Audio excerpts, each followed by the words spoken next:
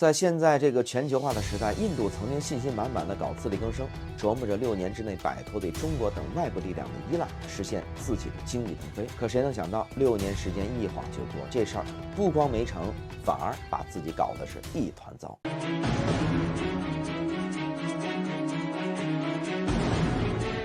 大家好，我是谢飞，欢迎来到今天的谢飞观察。点关注，我们看着今天的话题啊。应该说，如今的印度不光是电力、钢铁行业烂摊子一堆啊，能源和粮食安全也亮起了红灯。没办法，只能放低姿态，找中国来帮忙。这个反转的剧情呢，也成为了国际上的一个热门的话题。回想一下，在2020年加勒万河谷冲突之后，印度就拿这个国家安全当借口，开始呢跟中国硬脱钩，又是封杀这个中国企业，加征关税，又是限制呢中资投资，还非要搞什么纯印度制造的这个能源基建，一心想少靠中国实现自给自足。可是理想呀很美好，现实呢却很残酷。6年试下来呢，才知道这个自力更生呢根本就没让印度经济飞起来，反而把自个儿拖进了从来没有遇到过的一个困境里。我们看啊，这个电力和钢铁呢，可是印度搞工业化的2大支柱，这下直接就被坑残了。这2个行业的核心设备和技术呢，本来就严重依赖中国，那印度呢是自己的企业，短时间内根本就补不上这个窟窿。印度政府呢也试过啊找这个欧美买设备，可要么呢价格贵得离谱，要么就等好久才能交货。最后呢这招也彻底失灵了，电力不够用，钢铁产能也跟不上，成了印度经济发展的一个绊脚石。这可是啊把这个印度政府给愁坏了。那除此之外呢，这个外国对印度的投资也掉得厉害。虽然印度呢一个劲儿的出台这个政策吸引外资，但是投资者对印度的营商环境啊、政策稳定性，还有这个基础设施，他都不怎么放心，是吧？不敢轻易投入。所以说中资呢在这个印度外资里边的这占比特别低。当然印度呢对中国产品的依赖度却很高，对华的贸易逆差一直不小啊。那这种自相矛盾的情况，让印度在自力更生的这个路上那越走越窄，进退两难。如果说电力钢铁的问题呢还只是经济上的麻烦，那能源和粮食的双重危机可就把这个印度啊逼到了绝路上了。中东一直在打仗，印度呢从那边进口天然气呢变得就特别的困难，而天然气又是生产尿素等化肥的关键原料，是吧？天然气不够，尿素直接就断供了。那尿素呢，可是这个种地离不开的东西啊，没了它，那以后粮食肯定要减产。印度呢有这个10几亿人啊，粮食呢就不够吃，后果可太严重了。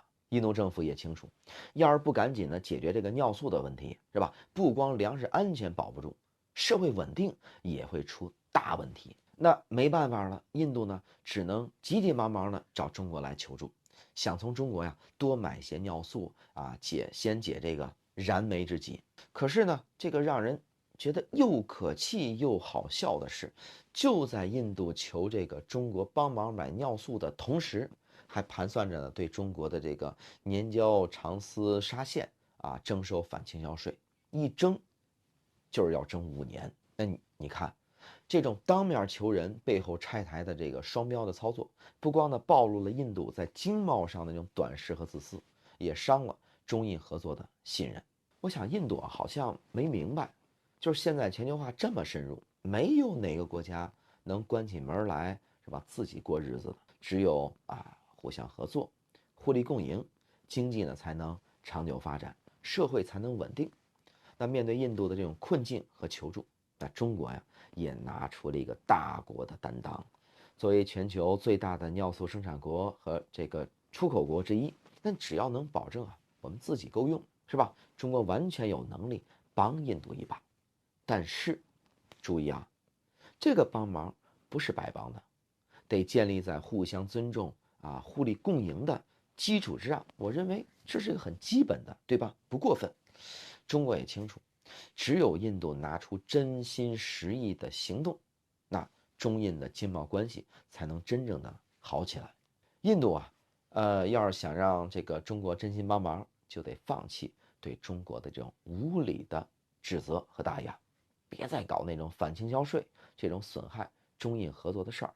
同时啊，你也得放宽啊对中资企业的投资限制，给中资多些市场准入机会，让中印合作能有一个公平透明的环境。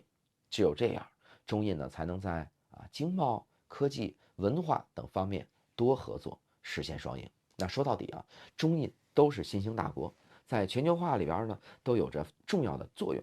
虽然现在呢中印这个经贸合作还有不少的困难，但也有很多新的机会。随着“一带一路”的这个推进和国际格局的变化，中印在基础设施、贸易投资、应对气候变化等方面呢，还有很多合作的空间。而印度啊，这6年自力更生的失败，也再次证明了一个道理，什么呢？在现在这个全球化的时代，没有哪个国家呀能够独善其身、闭关锁国。